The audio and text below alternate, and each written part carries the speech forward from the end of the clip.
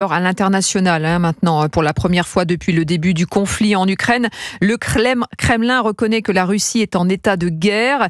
C'est Dmitri Peskov, le porte-parole du Kremlin, qui le dit.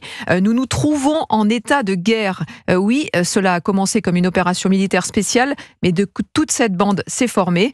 Quand l'Occident a participé à tout cela aux côtés de l'Ukraine, pour nous, c'est devenu une guerre. Wilfried de Villers, comment interpréter cette déclaration du pouvoir russe ? Alors il y a d'abord le timing de cette déclaration qui intervient quelques jours à peine après la réélection dimanche de Vladimir Poutine à la tête de la Russie. Difficile aussi de ne pas y voir une réaction au soutien maintenu des Occidentaux vis-à-vis de l'Ukraine, alors que se tient en ce moment à Bruxelles un Conseil européen où la question ukrainienne est au centre des discussions. Et si le sujet divise les Occidentaux, la suggestion d'Emmanuel Macron d'un possible envoi de troupes en soutien à Kiev a largement fait réagir au sommet de l'État russe.